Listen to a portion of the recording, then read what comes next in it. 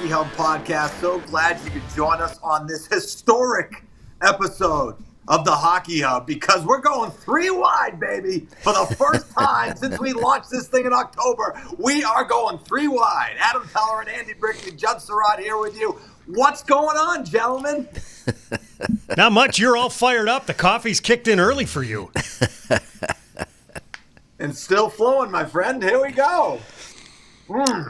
Hey, Judd, I just want to get this out of the way right. Judd, thanks for letting me borrow your sweatshirt with the Nesson logo on. I appreciate it. I need to get some more swag from the network, but you're welcome.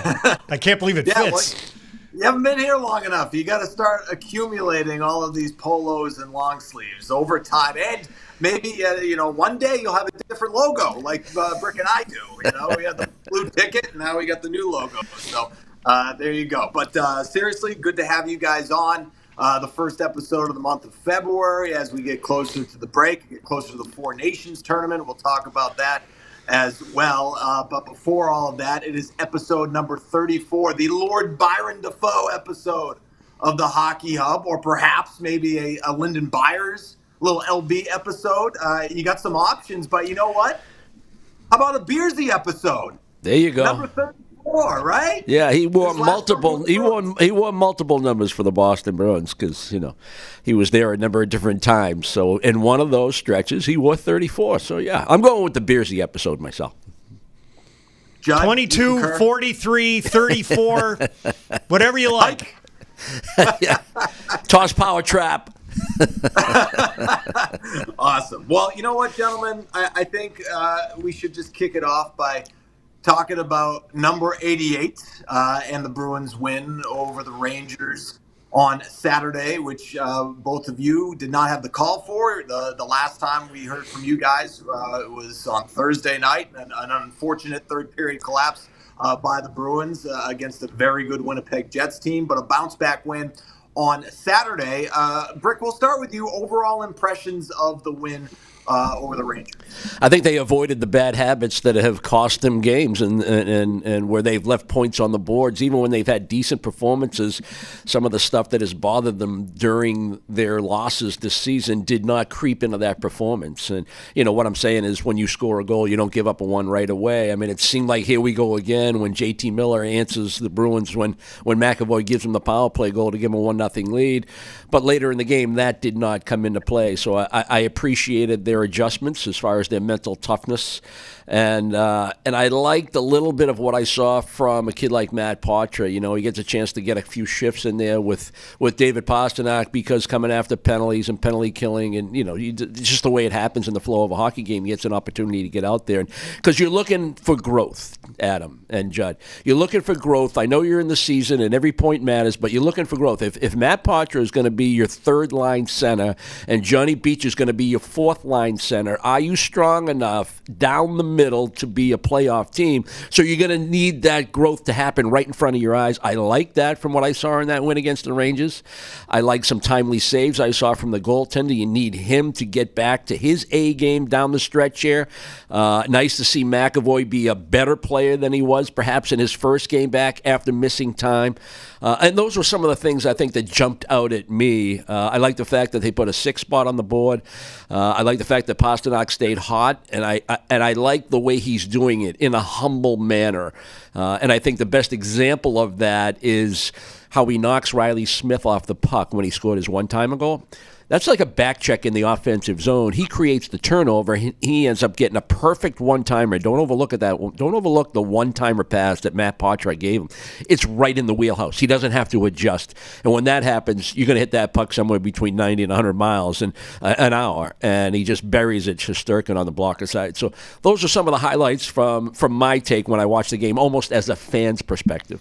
Well, I had a chance to take in the game, boys, with my youngest daughter. And after a somewhat bumpy start, I loved the way that the Bruins were able to take over in that second period. They scored twice on the power play in that game, and they were able to separate themselves from the Rangers in that middle period. And two other guys that I'd like to introduce into the mix that it's great to see them produce and get on the board. Pavel Zacha with a big power play goal, and the Bruins scored twice in the man advantage. And Charlie McAvoy with a good, solid deflection out in front. He takes that point shot, deflects it by Igor Shesterkin. Those are two guys that you're going to need here down the stretch for the Bruins in the last, 20-plus games before we head to the end of the regular season. And there's two things, if I could add to that, Judd and Adam. The Coyle goal. It starts with a quality breakout. It's a reverse in the corner of the rink. They go up the boards where Lindholm's posted up. The support to find Marchand coming out of the zone. I mean, I saw a lot of that against the Rangers. They didn't allow the Rangers to have sustained offensive zone time with forechecking very rarely in that game. And that's critical for Boston. They don't want to spend a whole lot of time, especially with the absence of Lindholm on the back end. You got to get that puck moving out of your own zone. So it was a nice, clean breakout, speed through center ice. Love the self-pass by Marchand when he took the puck to the outside. Fox didn't challenge him at the blue line. Probably should have. He had the back check, but Marchand recognizes it. Self-pass off the board so he doesn't turn the puck over once he gets around the top of the circle or the dot, and then they play that low-high game, and Coyle's able to get his stick free away from the check of Lindrum. I need to see more of that from Boston. I think Joe Sacco mentioned we need to score more goals in that fashion where the shot comes from the point with a purpose, and we get something in front of the net, whether it's a tip or a rebound. And the other was, and I already mentioned the perfect pass that Poitras gave Pastrnak. Pastrnak comes off the bench on his first goal, right? And Poitras going up the wall, and the puck deflects off his body. It goes into the corner. But when you watch him go retrieve the puck, not once but twice, he looks over his right shoulder before he gets to the puck to survey what's my possibilities to make a play before I get there. I'm going to win the foot race. I'm going to get there first. What are my options? And I like that double take he took over his right shoulder. And he saw where Pastrnak was going. And he made a perfect pass. It went through traffic. It was tape to tape, and it's an easy finish for a gifted goal scorer. So some of those types of plays on how you generate and how you finish. We talked about this Bruins team being offensively challenged. Those are a couple of great finishes in different ways on how to score goals in this league that really, really appealed to me. You mentioned David Pastrnak, of course, his first hat trick of the year, 18th hat trick of his career. Want to talk about Pasta coming up, but first let's hear from number 88 after his 4-point performance. I mean, obviously it helps as a line. We've been playing some good hockey in past month, and we being confident, having good offensive games, and so I think that helps the most. We're feeling good. We kind of know what to expect from each other. So obviously it's a huge credit to my line mates, and I've been feeling much better lately. You passed Pavel in most 10-game point streaks for a Bruin. What does that mean to you? Oh, I'm not sure. I mean, it's obviously anytime you mention name and player like Bobby Orr was, it's definitely honorable and motivation-wise, to keep working hard and honestly, the only thing I saw was a couple of days ago. I passed in point my boy Kretsch, so I haven't got to talk to him yet. So I might have to give him a phone call today. Yeah, David Pastrnak passing David Krejci in the rankings in terms of points in Bruins history, which is pretty funny.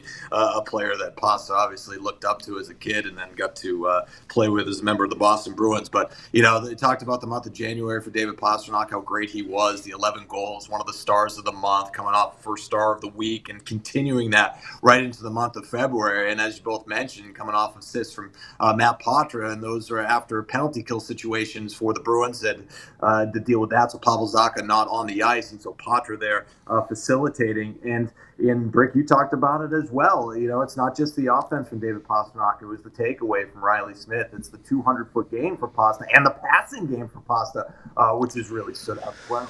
Yeah, when you play as much as he does, and you're such a focal point, and every person in that TD Garden, every time 88 steps on the ice, I mean, the focus is on him. Everybody's watching him. What's he doing? So when he's not he's not on top of his game, when he's making high-risk plays in the wrong areas of the ice and he's turning the puck over, or he's on the ice in a situation where the other team has their goaltender pulled and he's not getting pucks out along the wall. You want him out there for other reasons, but you also have to include that in your game. When those things aren't happening, he becomes such a lightning rod for saying he's not a complete player. And I get that. That's just the way it is. It's the nature of the game. It's the nature of being a star in this league. When you're not getting the job done in defensive situations, or you're creating issues for your team with high-risk turnovers when the play is not there, I understand that. But when you see the way he's played over the last 6 weeks, you're like, this kid's unbelievable. We are so lucky to have a talent like this on our team here in Boston. These are the players we love. He's got personality. He's got flair. He's got offensive pizzazz, the stuff that you love to go to games and watch games on TV because he is that dynamic, and he's on top of it right now with everything that he's doing, his decision-making and his creativity. I want to go back to David Krejci a little bit, since he brought him up, and you also did too, Adam. I remember a conversation that David Krejci had a couple of years ago before he retired, when he was talking about David Pastrnak and he first came to the National Hockey League. And he told Past, he said, listen, it's on you. I'll help you out with whatever you need, but it's on you to come to me and ask those questions. I'm not going to just impart that wisdom.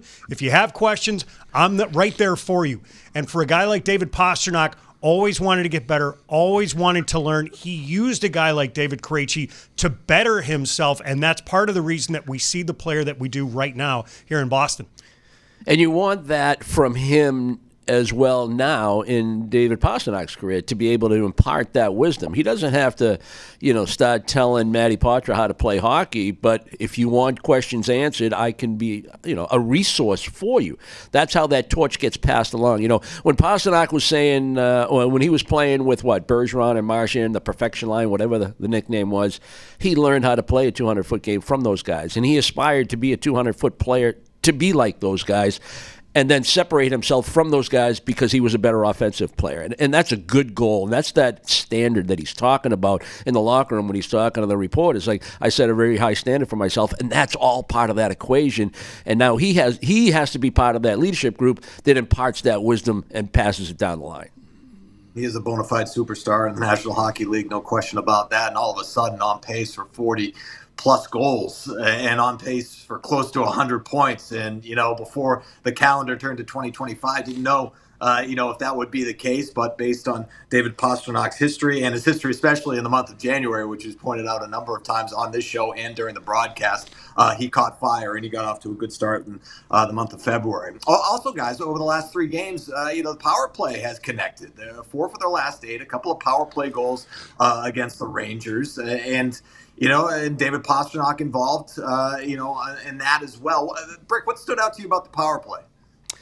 The finish. The finish stood out. They still had some issues at times getting those easy carry-ins. You see other teams and you get jealous because they have guys that, Colorado comes in here and even though they don't, score, tons of power play goals, they get into the zone so easily. And you get jealous of those teams that can do that consistently because, you look at Boston and you look at their talent and you say that should be less of a problem than it's been for this team. But I just think it's the finish ability when they get into the offensive zone. They have too many weapons. They really do. We sit here and talk about the good offensive, their top 5 guys, whether you want to roll 5 forwards or if you go 4 forwards and 1 defenseman, and that defenseman has to be McAvoy. As much as we like what we see at times from Lohrei as a young player and a left shot, it's a different look. It's a different tendency to move the puck in certain areas when you have a left shot guy out there as opposed to a right shot. But all that being said, it's the finish. They've had a lot of good looks, earlier in the year when the power play was not connecting as far as scoring goals. Now they're finishing, and usually that is contagious. And when you start to get power play goals from everybody, especially on that first unit, that gets fun. It gets exciting. You get more confidence. You move the puck quicker. You have more confidence to make plays. They had a nice keep-in by McAvoy, but now if you saw that power play goal, I think it was Zacha's, you had to keep that puck in, and you watched 2 other guys that didn't have the puck get close to the puck. They create a little triangle out high between the blue line and the top of the circle solely for possession. That's understanding what a power play is all about. Now you have possession. Now you go in the arsenal of plays from there, but it's all about getting the puck back when you don't have it. I love that aspect of what's going on with their power play right now. So since January 1st, boys, the power play is clicking at 23.5%. That's still maybe just past the top half in the National Hockey League. I believe that's 13th heading into the action on Monday. And to add on to what Brick had mentioned, I think it's yes, the work ethic has picked up, the puck retrieval has picked up, the puck movement has picked up, but I also think some patience has been there. They're not trying to force some of the action, and they've used the middle a lot more effectively. And as a result of the power play, boys, so the Bruins offense since January 1st is 9th in the National Hockey League. Heading into last night's action, they are 25th overall. But it's the other side of the puck that has to be much more of a constant. The Bruins are near the bottom since January 1st in defense. If they continue at this offensive pace, which I think a lot of people thought that they would be somewhere in the top third or maybe the top half of the National Hockey League, that's what they need. But the defense has to become what we all expected. They're expected to be an elite defensive team. They have not played like that consistently through the first 4 months of the season. And I don't know if this is a fact, the fellas, or not, but with the Four Nations right around the corner, and you look at that first power play unit, maybe there's a little extra motivation to go in there feeling good about your offensive game when you're talking about Charlie McAvoy, Brad Marchand, Elias Lindholm. I mean, those three guys are on that first unit. And I think in conjunction with what we're talking about and why it's better and why it's more productive, that may have a little something to do with it too. You know, you want to go into that tournament. They're excited about it. Whether we're excited about it or not, we can discuss in a few minutes. But they're excited about it. They want to play, and they want to go in there feeling good about their game. And a power play and power play success with your own team can make you feel good. I definitely think that that's the case. In hearing some conversations with other players, either on the Finnish team or the Swedish team in particular, not necessarily the Americans or the Canadians, that was definitely a factor. I think there are some guys that are angling for that power play time once the tournament begins. So that's absolutely bang on. Yeah, in terms of, the Bruins representatives, Elias Lindholm scored a shorthanded goal the other day against the Jets, 2-point performance. And then Brad Marchand has scored power play goals, and I believe it was a couple back-to-back games, if I'm not mistaken, and involved in the power play goal that Zacha scored as well. But let's get back to the McAvoy one, which is an absolute rocket, to see him in his second game. It was just as the 5-on-3 was ending. You could see Vakanainen skating back into the play. And so the Bruins technically a 5-on-4 power play goal, but there were three defenders there as McAvoy fired that shot. Here's what he had to say after the game about the power play. It's two things. You want to score. If you're not going to score, you want to get momentum for the team. So it's not going to happen every time, but that's the responsibility that we have. And it was nice tonight to go 2 for 3, and that really helps us in the game. 5-on-3, there's more ice available there. You unload like that, and it goes in, encourage you more to shoot. We've been talking about shooting the puck more. I think I've tried to have that focus. When it's your turn to shoot, you just got to shoot. Our forwards are working to get to the net. I don't know how many there were tonight, but I know when I had looks, I was just shooting. You're not trying to overthink too much when there's chances to find those plays to Pasta or any. I see them, I'll make them, but for the most part, we're a simple team and we need to play a simple brand. So shooting is never a bad play, really. All right, and so Charlie McAvoy talking about his power play goal and the power play as a whole, not necessarily needing to score, but as we've talked about, just able to, your hope can generate some momentum as well. But I do want to show you this before we get into a conversation about McAvoy, since we're talking about his power play goal. It's his first since December 1st, and his first since becoming a dad.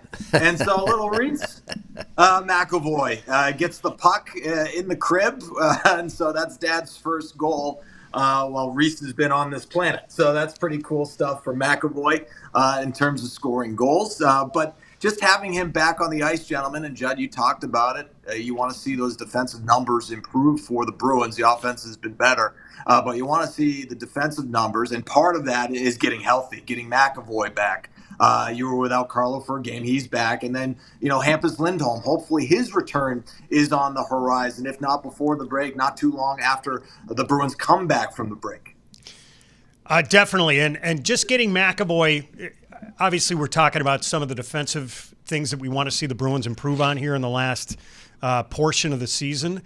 But if Charlie McAvoy can start feeling good about his game, something that Brick alluded to by scoring on the power play, that's going to help him at the other end of the ice. And I realize that goal was essentially scored 5-on-4, but for all intents and purposes, based on where Urho Vakanainen was getting out of the box and what the timing was at that point, that was a 5-on-3 power play goal. And the Bruins, if you count it as that would only have been their second all season long.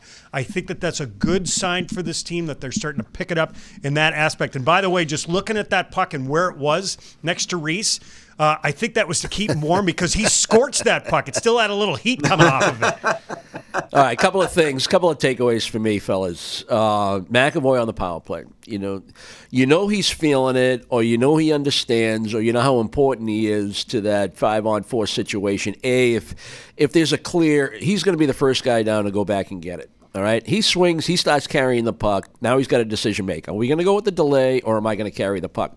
And when he makes those decisions as the right decisions, if the penalty killing unit is expecting and overplaying the delay, he can carry the puck, look that off, carry it, attack the middle of the offensive blue line. There's a 3-on-2.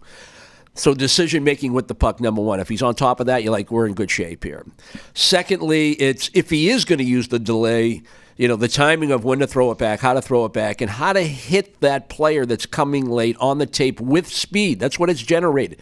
That's the whole idea of it. Generate with speed, so those two guys on the delay are close in proximity, so that nice short pass coming through the neutral zone with speed, you have almost a guaranteed entry. So those are the two things you look for in Charlie McAvoy. In the offensive zone, we can talk about the shot mentality. Shoot more when it's there. Be purposeful with the shot. It always doesn't have to be a bomb. Nick Lidstrom was great at that. A lot of guys were great at it, but Nick Lidstrom never really would take that back scratch unless he had to, or if it was the right play, just to use one guy as an example. But it's his lateral movement at the top of the umbrella, his ability to keep pucks in from board to board, whether it's a wraparound or a chip or whatever it might be, and then the confidence to make a play as soon as he gets that puck. But his skating ability, both coming up the ice in order to help get entries, and then in the offensive zone, because if he's moving, if he's got that lateral movement at the top of the umbrella, everybody else is going to be in movement. And that's their best formula. When they're moving the puck quickly, they create those 3-on-2s, they create the triangles, and they have so much skill on that first power play to be productive. And we're getting a taste of it right now when they need it most. They've put themselves in a position where every point matters, and now your power play, especially when you're playing, tight games, 1-goal games, tie games, late in hockey, this is where your power play and your timeliness of your power play and your power play scoring is huge, and it's great to see that it's moving in the right direction. Brick, I remember a conversation that you and I had a chance to have when Raymond Bourque was up in the booth, and he was talking about Charlie McAvoy and the conversations that they have had in the past when it comes to the man advantage. And the thing that he stressed that really stuck out to me was be the captain on the power play. Take charge on the man advantage. And the other thing that I always think about with Charlie is he's only 26 years old. This is something that he's going to get better at during his career as a Bruin. Yeah, we just want it to happen yesterday. That's we're so impatient with these star plays that we want it to all happen at once, and it just doesn't happen that way. You wanted to see that, and I know one of the storylines for us here at Nesson coming into the season was, Charlie McAvoy is going to take that next step. He's going to be a star in this league. He's going to dominate games. He's going to control games. It hasn't happened on the pace that we'd like to see. It would sure be helpful for him to start getting closer to that as we move forward here in February. Let's take that one step further, because when he first came to the Bruins, remember, he wasn't on the number one power play unit. Yeah. Torrey Krug was the guy who was quarterback in that power play unit for the most part. Yeah, and he was told, Judd, to your point about Raymond's comment, he was told by the coaching staff, take ownership of that power play. You're probably not going to be out there killing a ton of penalties, Torrey Krug, but take ownership of that power play and the way you play and what's asked of you. You can play the full 2 minutes and not be exhausted at the end of it if done correctly. Well, speaking of expectations and putting expectations on a young player, how about Matt Poitras and the expectations that people had for him after the camp he had last year, and then going into the season, making the roster, and then going into this year especially. The expectations were pretty high, but he had a stint in Providence. He's come back. And I don't know about you two, but he just looks stronger, right? The way he's able to stay on top of pucks. He's always been somebody who's been able to do that, but it seems like he's holding his own a little bit more, of course, creating as well, making a great play behind the net and feeding David Pastrnak. And by the way, one of David Pasternak's goals, how do the Rangers not account for the Bruins' Bruins top goal scorer right in front of the net? You see him kind of coast in right there and find some space, but Poitras able to set him up. But in terms of the 20-year-old Poitras, Brick, what have you noticed about his game since his recall from Providence? Just his level of confidence, and that's the first thing that he'll tell you. You know, you go down there, you play in every situation, you get a lot of minutes. Even if you make mistakes at the AHL level, you're going to roll right out there. There's no fear of losing ice time. Unless the mistakes are so blatant and so repetitive, you're not going to lose ice time down the American League because you're there to be developed. And that's a player, when you look at the entirety of the Bruins roster and their depth chart, he's a guy that you need to develop. He needs to come to Boston and help this team win hockey games based on what's in the pipeline. So I think that, number one, I think he's stronger on his skates, and I think he's stronger on his skates because his anticipation of what's coming has improved. You know, when you're an 18-year-old and you weren't scheduled to be in the National Hockey League, and you get there because you have a great camp. There are times when you're going to get laid out if you don't anticipate a hit, or you make a play and you relax because you don't anticipate the finish of the hit. And I think that's part of that learning process. You know, you got to learn how to absorb a hit and still maintain possession of the puck. It's a great skill to have. And then you take that skill one step further. Sometimes you invite the hit when you're in the offensive zone, and the defending player thinks he's done your job, but you invite the hit, you learn how to take the hit and spin at the same time, and then you explode with that first stride, you get separation. Now you have an advantage. You know, you have a guy that's out of position. He's at your back, and you're attacking the net. Someone's going to get open on a switch. So I think that's more prevalent in his game. But what you see from him is how he sees the ice. And that's why I made the point earlier about the first Pastrnak goal. You know, he anticipated. He looked. He said, what are my options? And if you do that before you actually have the puck, that's a good thing. And he's got good offensive instincts. He's a good passer of the puck. He's good in small, tight areas in the offensive zone. He understands the value of the give and go. And you touched on it right away. It's his skating. You know, straight ahead speed, he's fine. His ability to curl back with the puck, especially in an offensive, in the offensive zone, is good. But I need that next level of skating in order to be an effective center on a very good hockey team where you have depth down the middle, meaning get that separation, finish the play. I like the way he thinks the game defensively. He's trying to understand the system. A lot is put on the center position and the way the Bruins defend, is specifically in their own zone. And he's learning better body position, better stick position, when to go, when to hold space, when to be aggressive. All that stuff is learning on the fly right now. You learn it at the American League level, but then it's up a notch or two when you come up to the NHL. I think the real challenge for him, and listen, it's certainly the case for a lot of young players, is the level of consistency. You mentioned the American Hockey League schedule, and one of the things that it's good for developing is you can take the bulk of the week, you can train, you can lift, you can work out, you can practice, and then you're playing a bunch of games on the weekend, and then you're doing it again and again. In the National Hockey League, it's game, recover, game, recover, game, recover for the most part. Now, the Bruins have played a few extra games, and the intensity of the schedule will not be as great as it normally is, maybe earlier during the course of the season. But I think that the thing with young players that you have to stomach, even though that they are skilled and they show a lot of promise, are a lot of up and down games. And we've certainly seen that from a guy like Matt Poitras. So how can you make it 3 good games, 1 bad game, 4 good games, 1 bad game, 5 good games, 1 bad game, and then take that to 6 good games and 1 B game? That's going to be the challenge for a young player. Remember, he's only 20 years old. So I think we'd all like to see with any young player in the National Hockey League that it's this straight line going up in development, but that's just not the way it works for most players around the league. Yeah, and I would add to that, Judd, that these are not dog days. This is something we've talked about. These are not dog days, fellas. These are playoff intensity games because, if he was in Providence, you could live with a loss and move on to the next town or the next game, and it's okay. We're down here to develop. Yeah, you got to win your games, and it's still a business down there. But this is the NHL. This is the Boston Bruins. This is a team that's trying to make the playoffs, and they're in a battle. They are in a battle. So not only is it that consistency game to game, it's that consistent game to game with the intensity of almost playoff-like hockey right now, because when you play in the playoffs, it's a different animal than the regular season in the NHL. We all know that. And the guys that have played in it and experienced it know exactly what it's like. And these are almost like, and I'll put it, we call them playoff games. It'll go up even another notch when you get into April and May. But these are playoff games, and that's part of that, the challenge that a guy like Matt Poitras and Mason Lohrei have right now.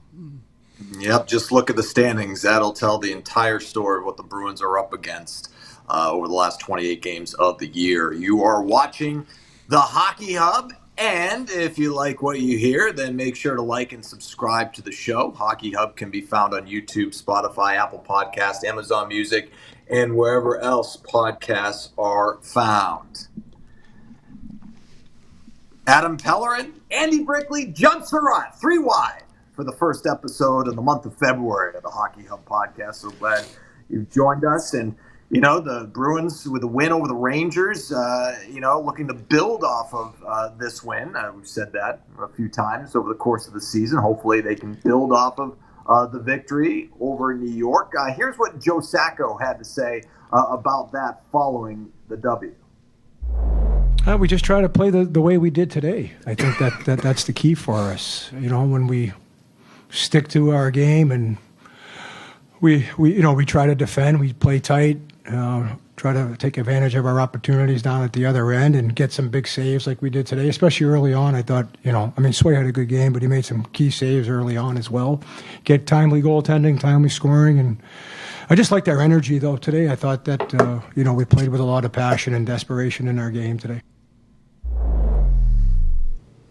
All right, so Joe Sacco talking about how the Bruins played with the win over the Rangers, and obviously the schedule moving forward now, how they can build off of this win. So you got 3 games left before the break. It starts tonight at home against the Minnesota Wild, who are in a battle in the Central. They're without Kirill Kaprizov, who is out for the next 3 to 4 weeks or so, according to Bill Guerin, who announced that news, I believe it was last week. They have the best road record in the National Hockey League. They have a losing record at home, but they're 26-3 on the road. So that's who you have next. You got the Rangers again, who are going to be sitting there and waiting for you in New York in the second of a back-to-back. And then you close out the first half with a tilt against the Vegas Golden Knights, who I believe they're still in first in the Pacific Division, but they're in a battle with the Oilers. But they're 3-7-3 over their last 13 games. So some tough tests for the Bruins, to say the least, over the next 3 games before the break, as they look to, build off of the win against the Rangers, guys. Well, let's start with the Minnesota Wild in particular. Not only are you not going to see a Kirill Kaprizov, who early in the season and before he had to deal with the injury that he's currently undergoing surgery for, he was one of the favorites for the Hart Trophy in the National Hockey League. But the Wild will also be without Ryan Hartman. I don't know if you had a chance to see what he did against the Ottawa Senators when, after a faceoff, he smashed Tim Stützle's head into the ice. He's been offered an in-person hearing. So those are 2 key members of their forward group that are not going to be available for that game against the Bruins. Obviously, it's going to be a big test against the Rangers in that following game on Wednesday. They're going to be sitting and waiting. As you mentioned, they were able to rally. They came from behind against Vegas to register that victory. And I don't know what you're going to get from the Vegas. Bruce Cassidy's team has started to slow it down here. And I don't know if you saw, Alex Pietrangelo got absolutely tattooed by Will Cooley in the game. Did not see any report as to his status going forward. But you might be catching a couple of these teams. Let's leave the Rangers out of it. The Wild and the Vegas Golden Knights at a decent time for the Bruins on home ice. Yeah, and I come at this, I guess, I've never coached, but from a coach's perspective, and we talk about it. You just play the game that's right in front of you. We can talk about the Rangers on Wednesday. We can talk about Vegas on Saturday. We can talk about what's going on with them. But, Joe Sacco talked about the formula that wins. The formula that doesn't win, we saw it, right? We saw it against Winnipeg. We saw it against Buffalo. We saw the formula with the same lineup, basically. what wins against the Rangers, and that's what the focus is. We're going to take care of what we do, regardless of who we play. Yeah, we'll pre-scout, and we know who's in the lineup. We know what they do. We know their tendencies. We know that this team's good on the road. We know that this team's very good out west, in their respective division. All that stuff's important, and the data is critical. But it's you. What are you doing? What are we doing? How are we playing? And accentuate the positive and the good things that they did against the Rangers, and say, let's keep this going. We got a real good thing going at home. We got a nice situation, 2 of the next 3 at home. I think the Bruins played Washington before the Christmas break, if I'm not mistaken. So you could put Vegas in that category. Bruins handled the Capitals in that December game. So we can look at it a whole bunch of ways, but I think the Bruins, their best approach is just play the one game that's in front of them, and that's the Wild. 11-2 in one of the last 14 home games. Again, 2 of the last 3 are at home. And after that, just 11 home games left for the Bruins for the entire year after the break. And, so you do have to figure out the road at some point. And that is what the Bruins are up against right before the break. For more on the Bruins and the biggest trending news in the sports world, make sure to check out Boston Has Entered the Chat. It's hosted by George Bellecci and Travis Thomas, available on YouTube, Spotify, Apple Podcast, Amazon Music, and wherever else podcasts are found. Adam Pellerin, Andy Brickley, Judd Sirott here with you for episode number 34 of the Hockey Hub podcast, talking about the Bruins win over the Rangers, the next one against the Wild, and the 3 total games that the Bruins have left before the break. And during that break, of course, we will have the 4 Nations tournament, USA, Canada, Sweden, and Finland all battling as the best on best returns. The National Hockey League will finally have representatives playing these international games. And of course, you got the Olympics next year as well, which a lot of guys that we've talked to are looking ahead to that big time. But in terms of the 4 nations, let's just check out the jerseys. Let's check out the jerseys, and that's what the kids like to do. They like to see what the swag looks like. So let's take a look at what the jerseys look like for these teams. Team USA, and there's the 4 Nations face-off. There's a little nod to the 1980 Miracle on Ice team as well on this jersey, and sort of traditional. You guys like that? Solid. Okay. Brick likes it too, I think. Oh yeah, I'll take that. Anything with USA on it, I love. There you go. So that's Team USA, and you got Canada, obviously, and just looking at the schedule, February 12th kicks off at Bell Center in Montreal as Team Canada's jersey. Brad Marchand representing the Bruins on Team Canada. That's a stacked roster, especially up front, man. Just taking a look at their forward group, the captain Sidney Crosby and Connor McDavid and Cale Makar are assistant captains on that squad. And you have some representatives, as well, Team USA, and then no representatives from the Bruins on Team Finland. The former Bruin in Linus Ullmark, of course, on the Swedish team, and the Elias Lindholm will be skating for Sweden as well. So I guess just first off, guys, as we get through the jerseys, overall, your thoughts on 4 Nations, what you like, what you don't like. Judd, you want to kick it off? Sure. Listen, I think it's going to be great to see this tournament the way it is right now, but listening to Marty Walsh, who's running the NHLPA at this point, I think he had mentioned, listen, the whole idea was to try and get something a little bit closer to the World Cup of Hockey. So because of the timing of it, they couldn't really make that happen. So they tried to do the best with what they could. I think it's still going to be terrific for hockey fans to see the best players from the U.S., Canada, Finland, and Sweden competing in this tournament. But what I really look forward to is what we're going to see coming up in subsequent years, whether that's the Olympics or a return to the World Cup of Hockey, where you have more countries involved, or you get, listen, a few years ago when you had that Young Stars team, that was fantastic. So I think that this is something that it's going to be an appetizer for the main course that we're going to get down the road. As a fan, I love that. I love best on best. I love best on best, and I want 8 countries. I want a World Cup. If you're talking strictly NHL players, so not Olympics, just strictly NHL players, World Cup, I like that concept. I don't like it limited to four countries. And I get the reason why, and Judd just touched on it. And the whole Russia situation is always going to be a variable when you start talking about international play.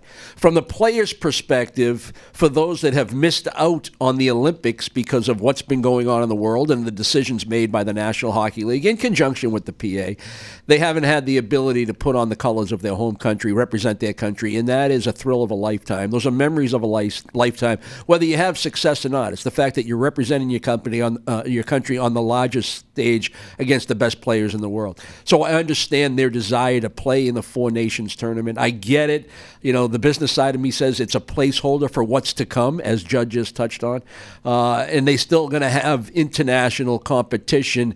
And I love the fact that it's in Montreal and Boston, particularly in Boston. And the award will happen. The best team, the championship will be in Boston. I find that exciting. I think back a couple of months ago, in the interest of full disclosure, I wasn't all that excited about it. I was more concerned about what was going on with the local team. What's Boston doing? Are they going to be a playoff team? What's going on with this? We expect these guys to be playing hockey in significant games in April and May, and it was win one, lose one. And that's what had my attention. I wasn't thinking about the Four Nations.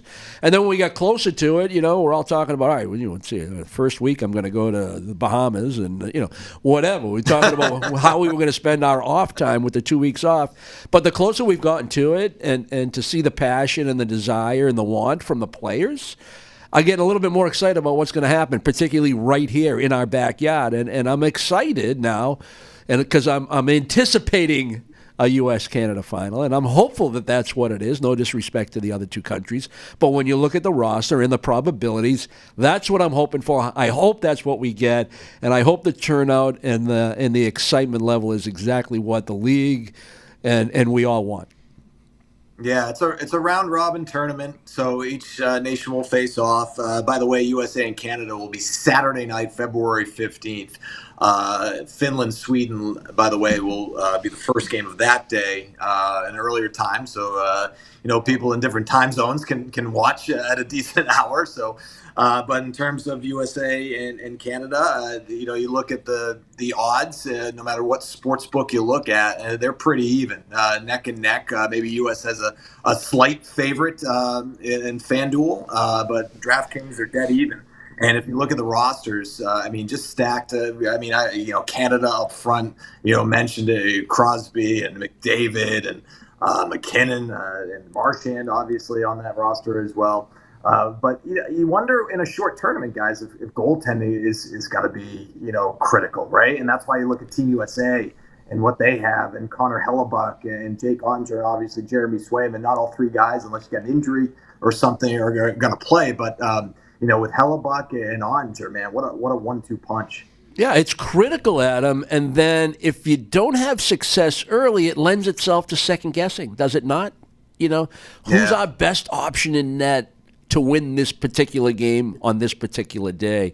And when you have three like that, that's tough. That's not easy. You got three unbelievable goaltenders, and Hellebuck's number one, but Ottinger's just right behind him, and people will point to Swayman not having the caliber of year, so maybe he's the obvious number three, but Hellebuck goes in there and he has a game like he had in last year's postseason. Now what do you do? No, I'm serious. It can be problematic. It's great right now. It's great on paper, and you're right. A short tournament like this, where every game really matters, it can be great, but it can be an issue too.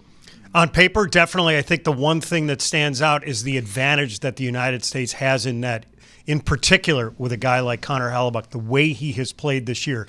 Listen, the other countries, Finland, Sweden, Canada, they have some good goalies, not on the level of the United States. No, and you look at Canada's roster, you got a couple of Stanley Cup winning goalies, right? And Jordan Binnington and Nathan Hill. I think the 14 Stanley Cups total on that Canada roster.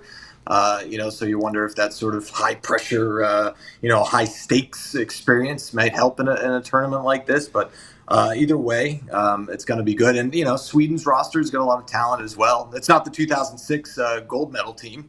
Take a look at that roster. It's unbelievable. But yeah, I mean, it's a lot of fun. But to your point, Brick, you need more countries involved. The fact that, David Pastrnak is sitting at home and Nikita Kucherov is sitting at home and all of this talent is just watching this unfold. It's kind of like, I want a little bit more, but you're going to get that next year. I think the other great discussion, too, discussion point is, roster construction, what wins? It's not just the best offensive players at every position, the 6 top offensive D and and 12 offensive forwards that all belong there because they have X amount of goals and X amount of points. Is that really the way you construct a team, or do you try to put that 96 World Cup USA team kind of together where you had some nastiness, you had good defending players, you had stay-at-home defensemen? This is how we're going to win the hockey. This is how we're going to win a short tournament. So not only can we talk about the goaltending, because it can be a difference maker, but it's that roster and how do you play the game and how do you win? We talk about winning battles and what are we going to see? This isn't going to be flag football. This is going to be hockey. This is going to be hockey playing for your country, and stuff is going to matter, and emotions are going to run a little high. So what do you have in terms of want and will and toughness and sandpaper? Not just pure skill and speed and fun. It's going to be hockey. It's competitive. It can get physical, and that's what I'm curious to see when you start talking about the rosters and who's the favorite and why, and can a team like Finland, who generally for a smaller pool to pick from, can they galvanize as a team and play like a team and play conservative and frustrate a high octane offensive team like Canada and beat them? That's the curiosity factor for me. Well, one of the things that Billy Karen talked about, to Brick's point, I'm not putting together an all-star team. I'm putting together a team that's going to try and win this tournament. Right. And I think the other thing that stands out for me, no all-star game this year in the National Hockey League. This is so much better. So much better. Whether it's baseball's all-star game, the NBA, the National Hockey League, and the Pro Bowl in the NFL, This is such a better spectacle. What did I see about the NFL? I don't know if it was it Eli Manning or maybe one of the Manning brothers that said that should be the participation bowl. Because that's all it is. You just show up, you play, and nobody has any interest in it. But here for this tournament, because you're representing your country and you're playing best on best, that emotion, that intensity will be on the ice, and because of that, it will be a spectacle. It'll be something you will have to watch. That's like when you go to UNH and you only go 3 years, you get a certificate of participation. You don't get a degree. By the way, the Pro Bowl, I'm glad you brought that up. That is I can't believe that thing still. Well, I know why it exists, right? But yeah, but Judd, it's the worst visual experience out of any of the All-Star games. Yeah, it's so much better, and I agree. We all agree. I'm not sure somebody like David Pastrnak would agree.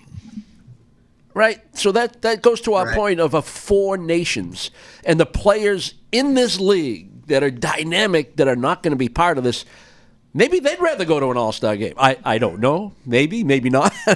But from our perspective, yeah, this is so much better, but not for everybody, perhaps. No. So, Brick, I think you and I had the conversation with the general manager early in the season that he wanted to see 2 more teams added. Yeah. 1, guys who are snubbed. Yep. And 2, awesome. the guys on countries that are not participating, and throw those teams in the mix. Yeah. That would be fabulous. Make it a world team? Make it a world team, maybe? Leftover nations? Yeah, leftover nations, which they tried to do in the World Cup of Hockey, but also I want team snub. Yeah, I like that. All right. Want the latest on Patriots in the NFL? What a segue, huh? You go right from trashing the Pro Bowl to talking the NFL. Want the latest on the Patriots in the NFL? Drake May needs help. He's going to the Pro Bowl, and we discuss how He can get it quick on Nesson's Football Podcast, Foxborough Rush, available on YouTube, Spotify, Apple, Amazon, and wherever else podcasts are found. Judd, Brick, this episode, not only was it historic, but it was enjoyable having you guys both on. And we get to, reunite as well for the broadcast on Tuesday night. I'll be doing pre and post. So I'll be in the building, just not ringside, but looking forward to hearing you guys back on the call. A lot of national games before the break, which I don't love. You're not alone. Yeah. Listen, I'd love to do every single game. I certainly think that my predecessor felt the same way. But this is what we got. He was a little more vocal about it. You think? Wasn't he, Brick? Hey, look, and I'm just glad that this historic 3-wide, that you guys are the bookends when it comes to the 3-wide. Yeah, that's right. Well, the guy with the Nesson logo has to be in the middle. So if John wearing it, he would have been in the middle. Well, if Z was sitting here, it would be big, sexy in the middle. I was waiting for it. It was right there. That was low-hanging fruit. That's wide Z. That's wide Z for our fan base, not big Z. Wide Z. Oh, all right. Well, with that, shout out to our game producer, Brian Zacella. We'll wrap up this episode of the Hockey Hub podcast. It was a pleasure. Looking forward to reuniting with you guys on the broadcast. And thanks to everybody for listening once again. Have fun with the bean pod, Adam. Great stuff, Adam. Loved it. Way to go, Brick. See you guys.